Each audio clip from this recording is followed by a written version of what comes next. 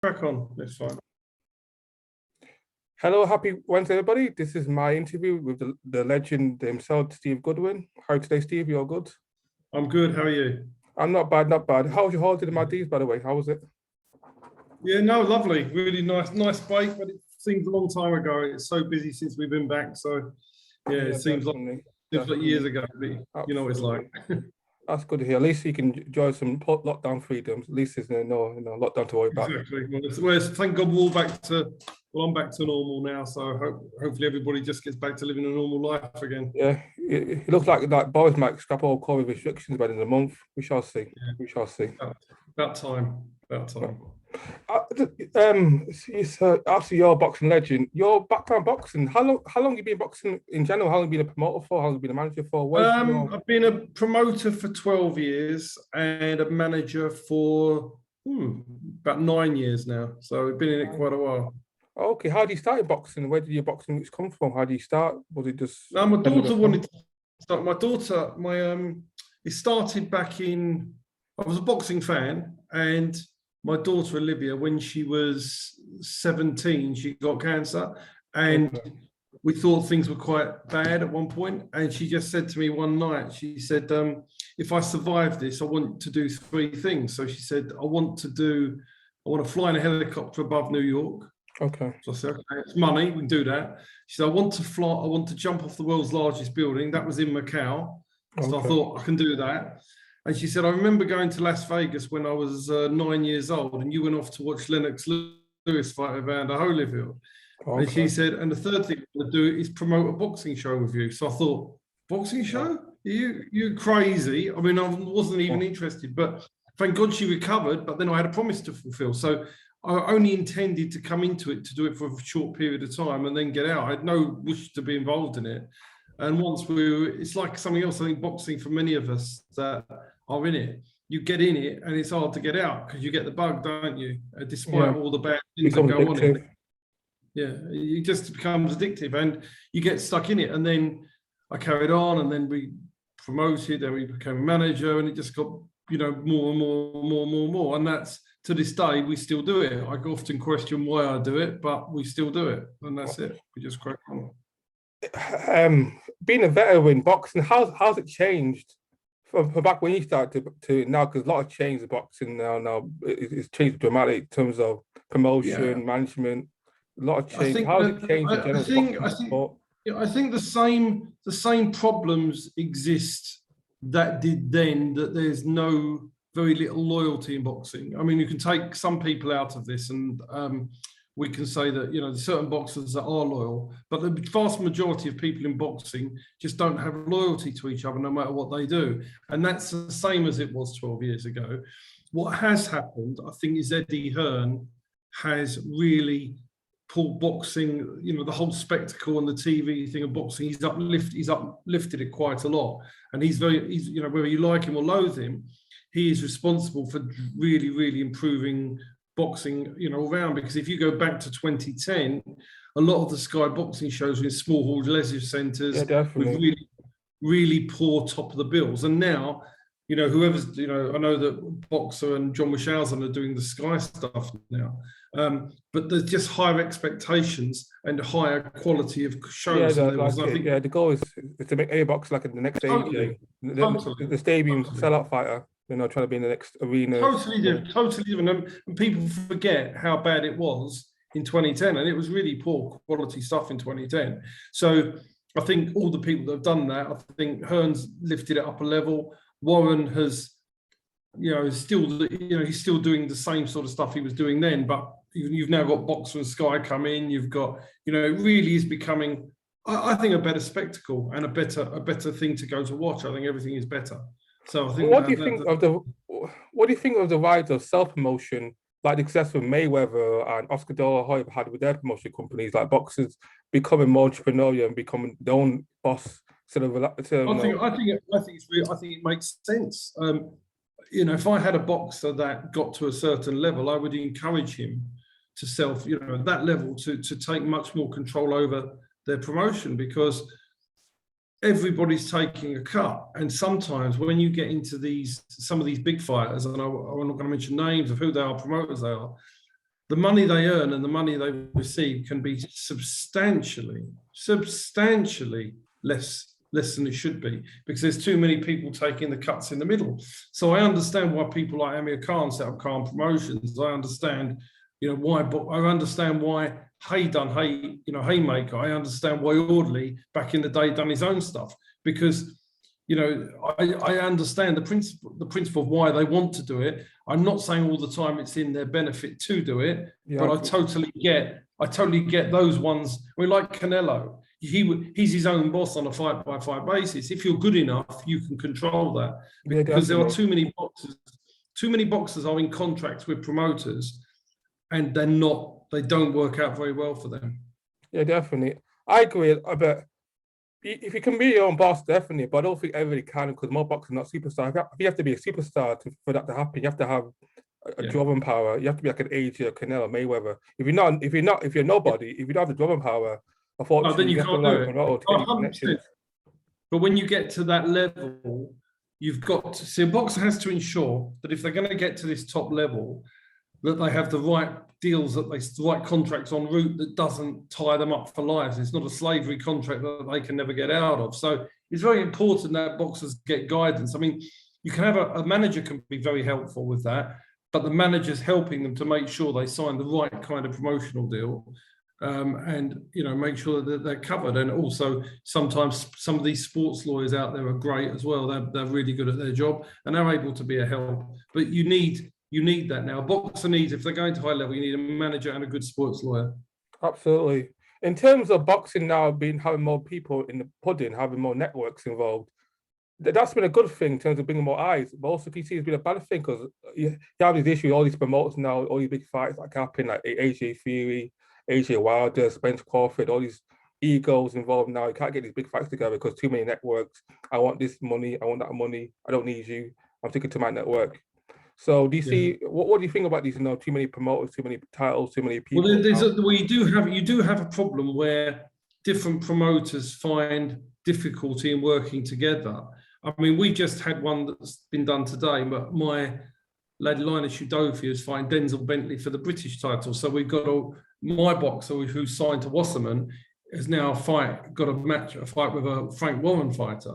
So we couldn't reach terms, so it went to purse bids, and fortunately, Wasserman's have won the purse bid. So we will be staging it as Linus on the home show.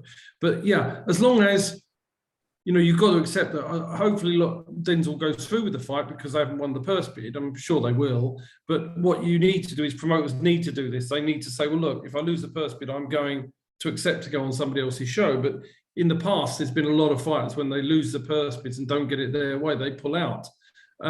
So from that perspective, it's still a problem in America because Al Heyman won't deal with certain other promoters, and that does hold boxing back. I mean, the UFC model where you've got one major promoter and the fighters all fight is obviously a better model, but in reality, that's never going to happen in boxing. And sometimes it does stop fights happening, that's for sure. And I'm not talking about Dylan White and thing at that level, but I'm talking about a British title level and those levels above. They just keep them all apart, don't they? Because you don't find Eddie Hearn and Frank Warren very often have their fighters matched. I mean, they let Felix Cash go on a Warren show, didn't they? Yeah, the lesser known, the lower fighters, fight, on the networks.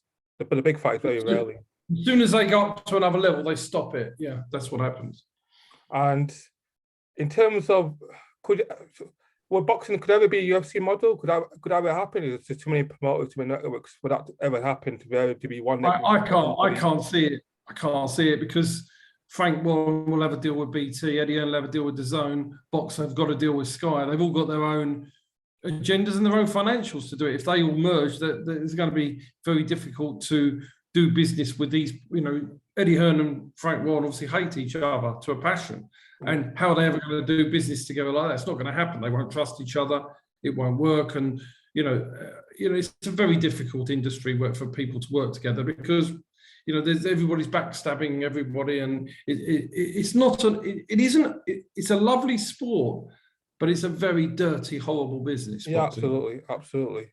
And especially, so in regards to boxing changing, what do you think of these trends now with the YouTube boxing? You know, the Paul Bowl with Logan Paul, Jake Paul, and Mayweather fighting these fighters and KSI. Is it good for the sport? I think that Jake Paul, I've got plenty of time for Jake Paul because he puts bums on seats. He's a good promoter and he can fight a bit.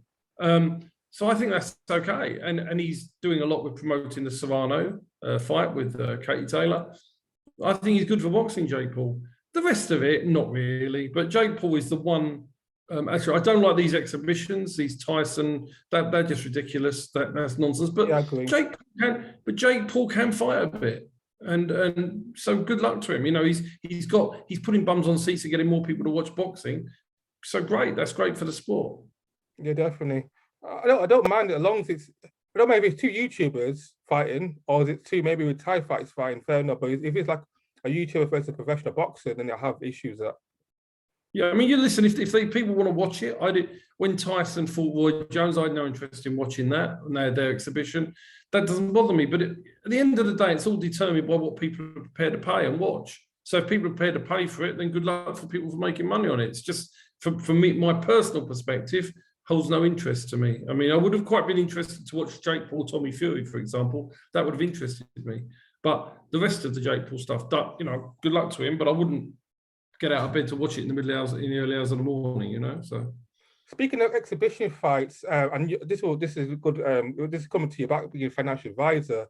I was very sad when I saw Evander Holyfield, a guy who's almost 60 years old, absolute legend, one of the best to ever do it, fighting Victor Belfort, and him getting knocked out in the first round.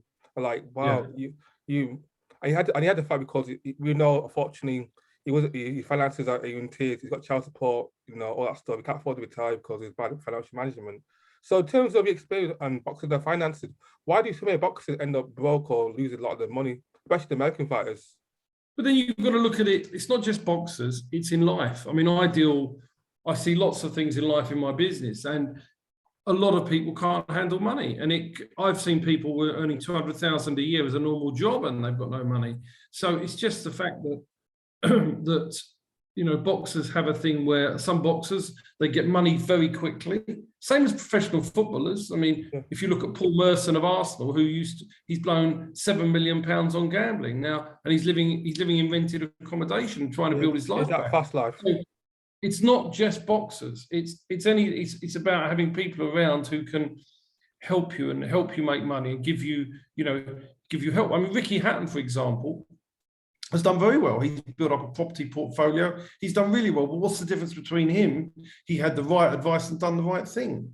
So I don't think you can say it's all boxers. Yeah, definitely not boxers. Plenty of athletes of other sports have gone. You know, yeah, for sure. But yeah, it's not having the people around you and then having, you know, as boxers or sportsmen get bigger, they just get more leeches on them. And those big entourages. Yeah, it's what happens. Just what happens. I've noticed with boxers, our boxers, our legends like Ricky Hatton, Prince Nassim, Nigel Benn, and Joe Kazagi, they tend to do better financially, whereas the American boxers like Muhammad Ali's, Mike Tyson, Evander Holyfield, Tommy Hearns, they both tend to retire broke or lose a lot of their wealth in retirement. Why do you think that you've got is? To look at the culture class? Well, you've got to look at you've got to look at who's managing them, and or who's dealing with them in terms of promotional wise, who's involved with the money. And also you've got to look at their lifestyle. So are they intelligent enough to adopt a decent lifestyle? So I think it's a mixture. But there are, you know, Nathan Cleverley's one that I don't think has any money, and you know it's very sad because they should have. But sometimes it's their own fault, and sometimes it's the fact of their fault by who they are associating with, because. You know, if I've got a fighter, I can take a fighter to a world title. I've done it before. But the chances are that somebody will whisper in a fighter's ear, they'll believe the rubbish, and they'll go off and they will earn substantially less money than they would have done if they stayed with me. And I could write a book one day about, you know, stuff I'm not going to say now because there's active books, but they've earned much less money than they would have done staying with me. And therefore, that's because they listen, but then they go from somebody who's ethical, decent, and would make sure that they're looked after and their money's going to be safe and everything else, to somebody who's just, you know, who may well not be having that interest. And then in 10 years' time, they probably won't have the money and be moaning about boxing. But they've made bad choices. They've gone from a good person maybe to somebody who's not so good. So therefore, that's their choice. like for me, I worry. Like I'm a boxing fan, but people like Derek Chisora, for me, I don't say he loves the sport according to him, but is he fighting really for money? Because I know money's Yeah, addictive, but for he's me, like, I mean, he listen, should he loves retire. He should retire. Now. Derek, Without taking too many Derek, punishment. Derek loves fighting, but he does it for money. He does it for money. And yeah, so yeah, he does it for money. So where I think the Derek Chisora story will unwind in about 5 to 7 years' time, I think. When he's finished. I hopefully he retires to go, but I just him when boxers fight for money, I just think if you're good, you're good. But if you're clearly not past it and you're taking punishment, there's other ways to make money, to live. There's other ways. Yeah, I'm afraid. Yeah, but some boxers have a lifestyle they need to support, so they keep going and going and going. And it's boxing's riddled with this, isn't it? Those that go on far too long and then end up with no money. It's a normal. Boxing is like that. You think boxers nowadays become more smarter now with their money? Is it still the same issues with from past mistakes? I think we should segment boxing to life in general. There are people in life that are brilliant with money, save it, invest it, create wealth, which I help people do. And you've got people that no matter how much money they have, they'll never have anything. And that's in every walk of life, not just boxers. That includes footballers as well and other people like that. I mean, I know footballers on 80 grand a week, you've got no money. So it's just a culture thing, regardless, it's just a thing, the individual. You're either good with money or bad with money. I mean, you can argue that it's more prevalent in boxing, but I think it's prevalent in all walks of society, in banking, it's everywhere. And you've got the smart people with money and the stupid people with money. Because it was, for me, it'd be so tragic if Mayweather is still I'm probably wrong. If Mayweather's meant to be a billionaire, but he's still doing these gimmicky fights for money, for me, he should be focused more promotional stuff and other things. But he just wants more. My understanding is he's wealthy, but he just loves to make money, and he's thinking, if I can earn 40 million for not doing a lot, I'll earn 40 million. That's him. But he's been an amazing fighter, and listen, he's not ending up broke. He's smart. He's just milking it for every last penny. Yeah. So that's up to him. But yeah, you can't. It's the others that go on too long and don't make the money they should have and spend it, squander it. Because you've got to remember, boxers can end up their careers with massive tax bills owed from 2 or 3 years before. And if they're paying catch up on tax bills, they have to keep fighting. And then one day it all catches up on them. And that's the problem with some boxers. Yeah, that's one of the reasons why Muhammad Ali had retired in his almost 40, because he had a lot of money issues. He was a megastar, biggest star on the planet. He had a lot of money issues. Yeah, and that's whether you got to look at who he was surrounded with and the lifestyle and the fact he didn't get good advice or he didn't take good advice. That's just life. But boxing's full of people that will come in and take your money. Yeah, absolutely. Yeah, one of the infamous stories is where Joe Frazier, he was so broke he couldn't afford to retire he couldn't pay for his funeral. Apparently Mayweather paid for the great Joe Frazier's funeral. How bad is that for a man who is that brilliant? And that is just so sad. I mean, it goes back in history where they end up Joe Louis, the Brown Bomber. He ended up a meet and greeter, wasn't he, at one of the hotels in Vegas? That's all he was doing. Yeah. It's very, very, very sad. But it's historical. Boxers, unfortunately, a lot of the time are their own worst enemies. That's what I found. I mean, I would say that 90% of the problems in boxing are caused by the boxers making poor decisions. Yeah, absolutely. And a lot of them come from humble beginners and not financially educated, and they have little financial literacy. And exactly that, and they trust the wrong people because they fall for all the smarmy bullshit. Oh, so from your what do you enjoy in boxing nowadays? What do you enjoy more now? Do you more promoting fighters or do you enjoy managing? I'm basically a boxing manager. So we're involved in promoting shows. We have different promoters that promote and we franchise to them. But basically, I'm a boxing manager. The shows are put on, but they are really primarily, my job is to get my fighters developed, get them a TV contract. Like Linus Udofia, who started with us on the small hall, we've developed him onto Sky now. He's got his chance for the British title. I've managed that, done all his contracts for him. And so that's my job. My job is to manage him. I've got Brad Paul's also on a TV contract. Lauren Parker's on another one. So my job is to get them get my Okay. fighters as far as I possibly can. And how your relationship with being with different promoters? I guess you work with Frank Warren, I guess you work with Eddie Hearn, I guess you worked with various promoters. How's your relationship been over the years with these, you know? Well, you work with them. I had Nicola Adams when she was with Frank Warren. We had Florian Marco on a Frank Warren show. I've had Frank Buglioni when he was British champion. He was signed with Eddie Hearn. We'll work with any. We're now dealing with Wassermans. Our job. We used to, when David Hay came back to promote. We worked on the promotion with David Hay when he came back and done his own shows. We supplied the undercard and helped him there. So we work with everybody, and my job as a manager is to work with everybody, but ensure that my fighters get the right deal and a fair shake. And if that means falling out with people from time to time, I'll fall out with them. From your experience, what I like to work with, what's Frank, like to work with, the great Frank Warren and Eddie Hearn, what they like to work with? Probably. Yeah, I think it's probably fair that sort of stuff is. Yeah, I don't want to say anything. Yeah, I understand. I don't want to compare them or discuss that, but because that wouldn't be fair. But yeah, I mean, there are. My job is to look after my fighters, and in boxing, you deal with who you have to for your fighter. Sometimes you prefer to deal with one person than the other, or one promoter than the other, and whether it's in the US or the UK, but you deal with who in boxing. I've got to say, you deal with the devil. As long as it's the right thing for your job is done. Yeah. And in terms of what's your view on pay-per-view and the zone? Because Eddie Hearn, if he said that pay-per-view will die, but we look like the zone are struggling in terms of Yeah, I mean, I've heard today that DAZN, somebody's told me whether it's true or not, that DAZN are pulling the money back a bit.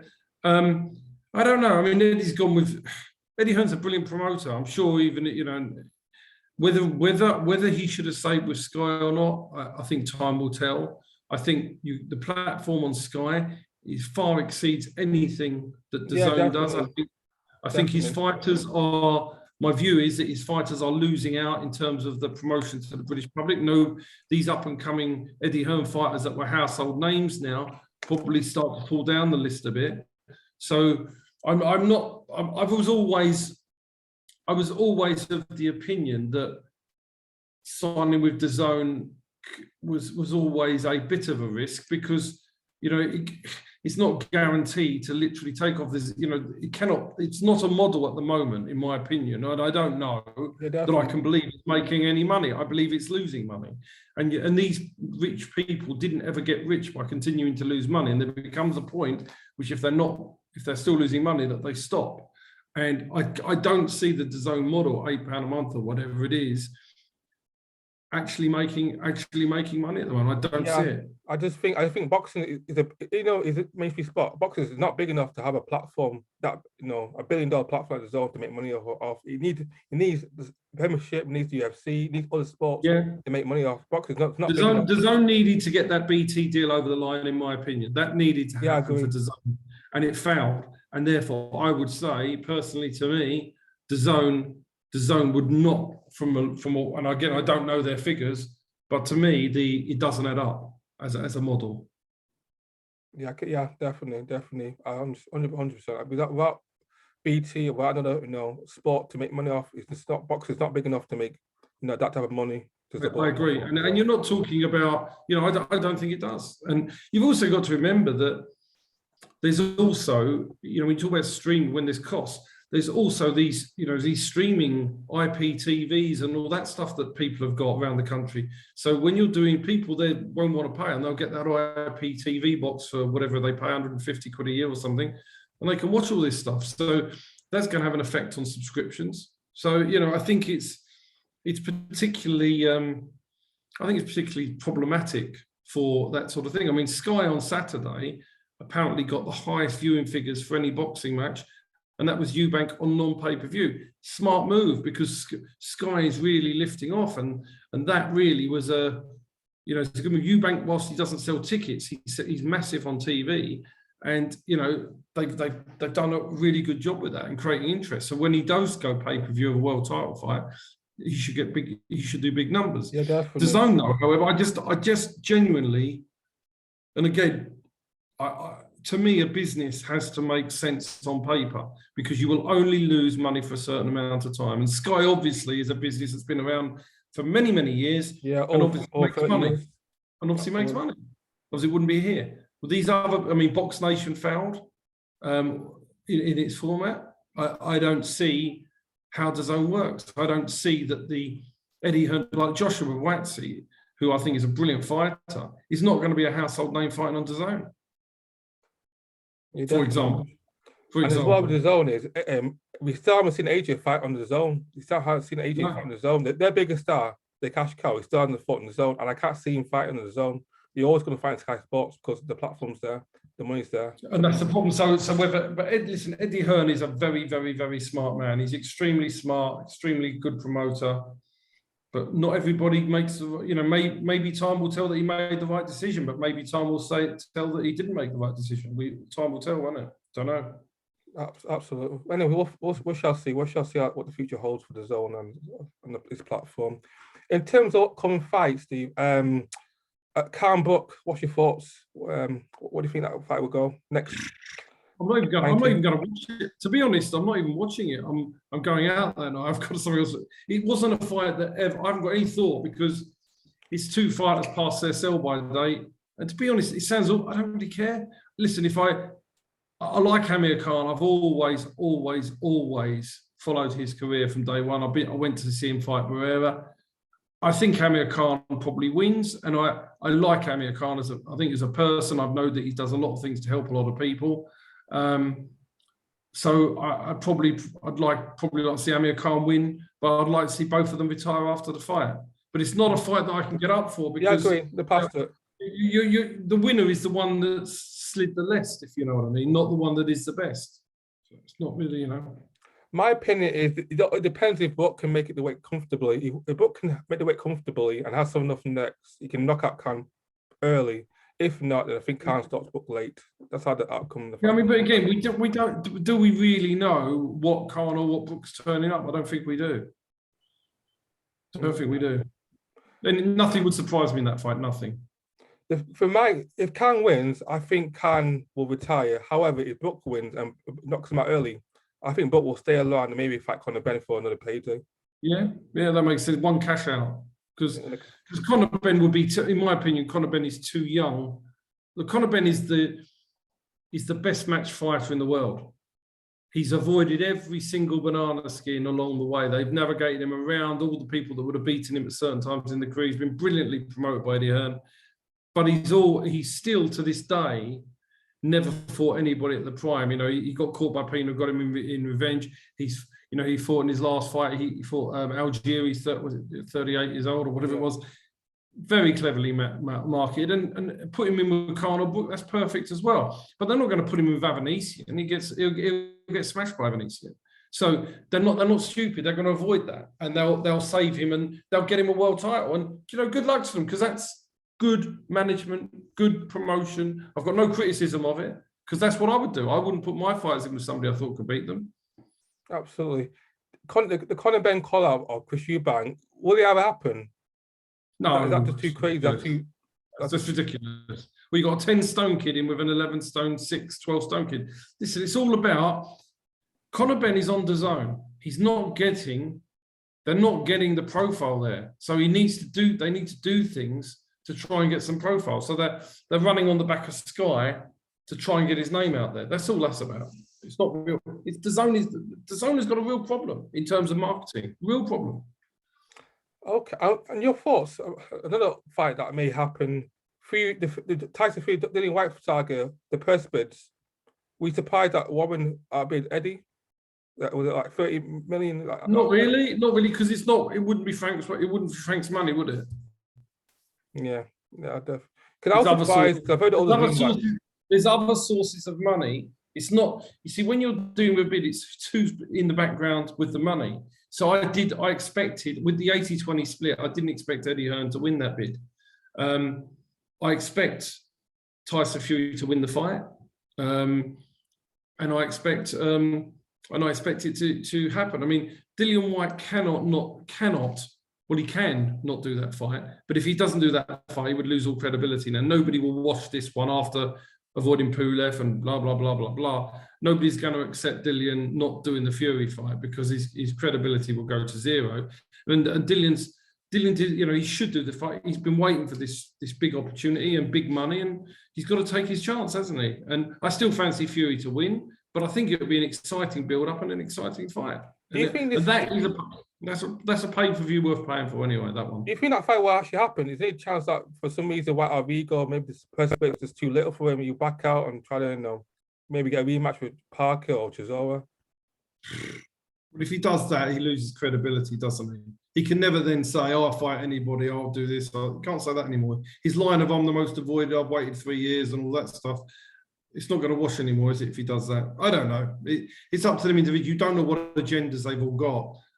But I think Dillian Whyte, if he pulls out of that, he loses all credibility with fight fans. For me, I think I'm 70-30. I think the fight will happen just because this is White's got an opportunity. I think so. I think so as well. And look, Dillian Whyte is a tough man.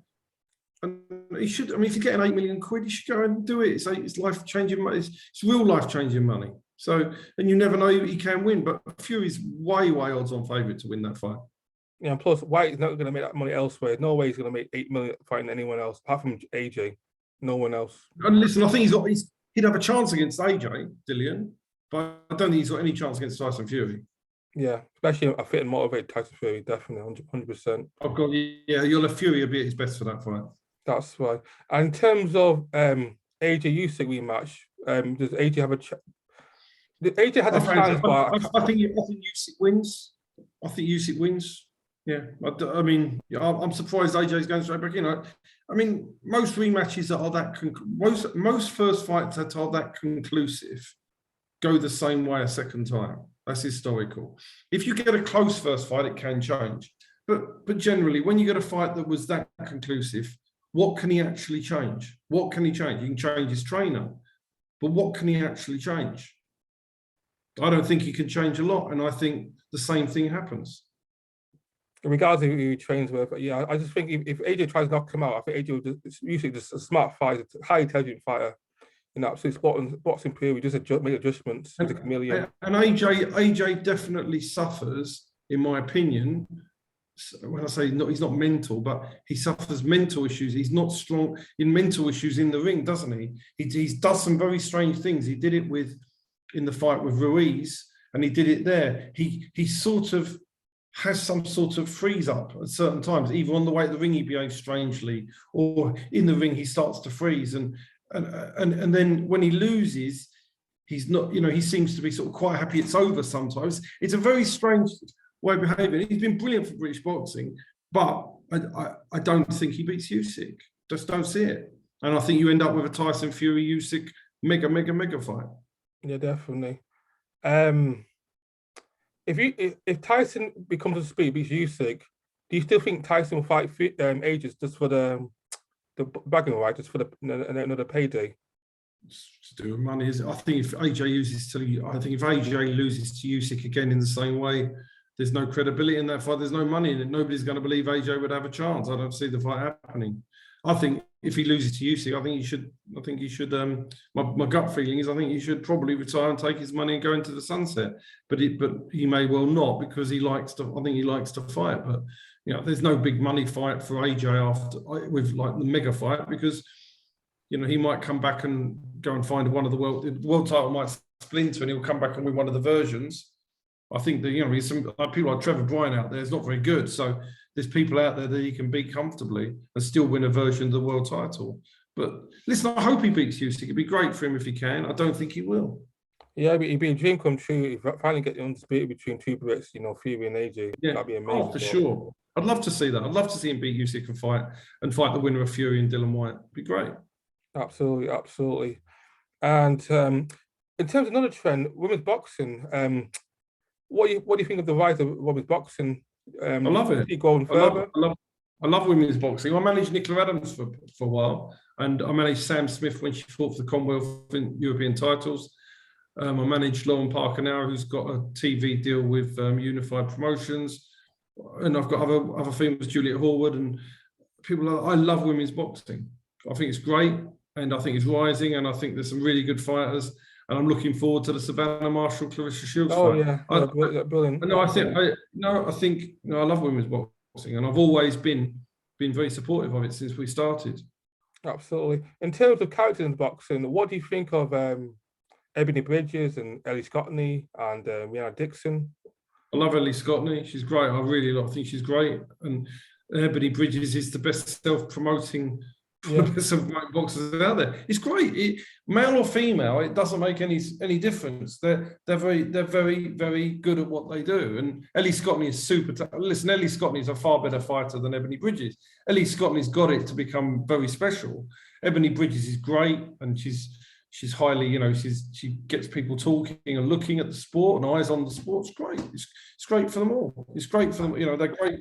They're great role models. I mean, the only one that has let herself down a bit is Shannon Courtney in various aspects, and that's not so good. But fortunately, what these other girls are doing are lifting the whole thing up a bit. What do you think of Bob Arum's controversial statement about women's boxing not being? No one cares about women's boxing. People, and it's not. He's 90 years old, isn't he, Bob? So he's a bit, he's looking at, he's old, and that's a sexist viewpoint. The world is changing, and maybe he's not changing. He's still a dinosaur, maybe. Okay. Anyways, it's going to be a big year, definitely, especially with undisputed between Katie Taylor and Amanda Serrano, April 30th, Madison Garden. Oh, exactly. It's a great fight. It's about who's fighting who. Where women's boxing does fall down, you get these 4-fight novices fighting for world titles. And that's a nonsense. So that part is ridiculous. But when you get the good fights, and like the Katie Taylor Serrano, the Ebony Bridges, the Savannah Marshall, I mean, they're great fights in their own right, whether they're male or female. So it makes no difference. It makes no difference. Do you think women boxing will get better if they actually allowed smaller gloves and 3-round fights to allow potentially more knockouts? Possibly, but then that's going to be down to the medical profession. Maybe the medical profession feel that women can't do that. Maybe it's too dangerous and whatever else it is. So, of course, 3-minute rounds, it's the last minute where you see a lot of the damage caused, isn't it? Even in male fights. So, yes, it does, but it's got to be safe. And whether women have got whether they believe that that's good for women to do that is up to them. I mean, I'm not a doctor or, in the medical profession, but of course, if you have 3-minute fights, it makes it a better spectacle.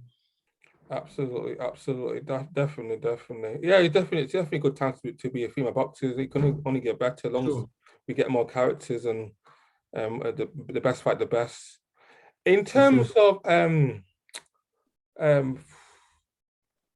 boxing now, I'm just thinking now. What do you think of Sky Sports and Eddie Hearn leaving and Ben Shalom? Do you think? Because I think Ben Shalom has done a lot, as a novice. Can't book fights on. Shields is like. You've got to say that Sky are doing a good job. Sky doing a good job, and they're all doing a good job. The more people out there promoting, the better. And Ben Shalom, John Wishausen, who's sit behind the scenes there. John Wishausen is a very important part of Sky Sports, although he's not out the front. He's a fantastic. He's used to be with Matchroom, and he's pulling. I'm sure he's pulling a lot of the strings out of Sky. And no, they're doing good stuff, and they're putting on good fights. They're full credit to them. They're doing a good job so far. Absolutely. And in terms of prospects now, what prospects do you think will be stars in the future? Because I really like Dennis McCann. I love Felix Cash. I think Zach Parker's got potential. I'm definitely looking to see what Fraser Clark does. I think Felix Cash is already there. And Dennis McCann, I think he's very talented, but he's got to fight someone. He's not fought anybody yet. Not fought anybody yet. So whether he's fought nobody, Felix Cash has gone and absolutely obliterated Denzel Bentley, and that he's fought at decent levels. He hammered the meat cleaver. I forgot his name. This has gone from my head. But Felix Cash has gone to a level. He's gone beyond British level. He's proven it. Dennis McCann hasn't proven anything yet. So I reserve judgment. I reserve judgment on Dennis, but definitely, I mean, Felix Cash is sensational. I think he's great. He's the best. He's as good as any middleweight. He'd give Eubank all the trouble in the world. So he's as good as any middleweight in Britain for sure. Absolutely.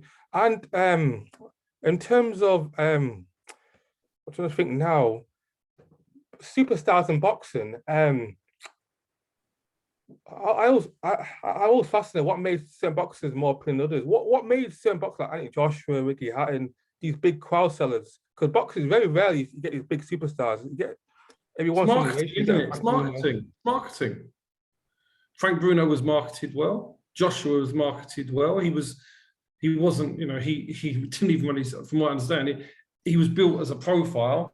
He didn't do anything. It was all marketed around him. It was brilliant. Ricky Hatton was one of the lads going out drinking with them. So it's all about the marketing and the way that they can resonate with the public. And that is what it's about. And it makes a big difference. It makes a massive difference. It's how they're marketed. And the same at any level. There's that kid of Frank Warren's, Nathan Heaney. He sells fortunes of tickets. Johnny Fisher, the Matchroom heavyweight, sells 4 bundles of tickets. It's how you're marketed. It's how you're marketed. Absolutely, definitely marketing. The marketing is key to everything. Absolutely.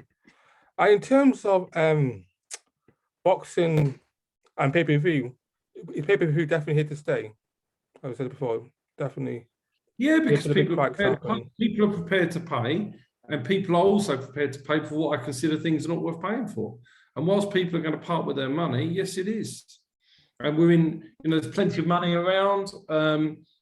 But I don't know. I think in the end, if you put too much stuff out there that's not worth it, in the end, people will stop watching. So, but again, whilst people are going to be, whilst people are out there, they'll pay. I think it's here pretty much forever. I can't see it being otherwise. It's very. And listen, Eddie Hearn was brilliant at marketing what I consider to be non-worthy pay-per-view fights and getting people to buy them. I mean, it was just great. He was able to do that more than anybody else has been able to do it. Okay, that's absolutely, yeah, absolutely. When a boxer comes to ask yourself for help, how do you make sure that the expectations are managed? Because a lot of boxers, they think, oh, I'm going to be next age, I'm going to make money straight away as soon as the world title. But a lot of times, most boxers are broke. Well, you tell them the truth. You sit there with the boxers and you explain it to them. One thing we're known for is we tell boxers the truth. Too many other people make false promises. So for us, we tell them exactly as it is. That's all we can do. It depends on what level they're at. We tell them exactly the model and how it works and where they've got to get to before they start making money when we tell them. And if they don't feel that's good for them, they shouldn't turn professional, or they need to go somewhere else if they want to listen to lies. So we just tell them as it is. Every boxer will tell you that we've signed, that we tell them exactly as it is. And because a lot of boxers, I guess one of the things it's be hard. A lot of boxers need, I guess, unless they become at least British level, need to at least have a job in the meantime before they help them, pay for the boxing. Rendell Munro was still working as a bin man when he fought for the world title. Wow, still working as a bin man. And there wasn't enough money in it. British titles. Look, if you fight for a British title, and let's say you're earning 50 grand, let's just give that as a figure, and sometimes more, sometimes less, depending on the weights. If you fight twice a year, you net down, after paying everybody, you net down 70 grand. You've got to pay your training. You've got to be British level and fighting at least twice a year before it can be full time. During the whole lockdown period, how was that for you and your business? Because a lot of boxers must be struggling, especially when the box was in lockdown. You had to fight. You had no crowd to make revenue. But we don't make money. We don't make money out of boxing. Boxing is a passion and a love. The money is made from. I make my money from my proper job, my financial advising business. Boxing isn't a money-making business. It doesn't. You do it because you love it and you're addicted to it. But my God, for the amount of time I've put into it in the past, if you did that by the hour, it wouldn't even be £1 an hour. Yeah. Hence why there's only 3 promoters, and it's only really Eddie and Frank making money. Everyone else is just. That's the only one. You only make money if you're a TV promoter. You only make money. Absolutely. Anyways, it's been an excellent interview, Steve. I really appreciate your time, opportunity. Is there anything else you'd like to tell the audience? Any upcoming events? Come. If you're going to come to a show, come on the 26th of March. We've got our first Box Mania show, 5 title fights. It's all happening in York Hall. That is going to be probably the best show York Hall has seen in many years, because there are literally five 50-50 fights at the top of the bill that you wouldn't be able to call the winners. And that is something that's well worth seeing. It doesn't happen often at York Hall. You'll get bigger fights, but you might have one good fight and then you might have an international fight, but you know who's going to win that. These are 5 domestic 50-50 fights that nobody knows who's going to win. 26th of March is the big show. That's so we're definitely stay tuned, guys. Anyways, thanks for watching, guys. You take care, Steve. All the best now. Thanks a lot. Take care.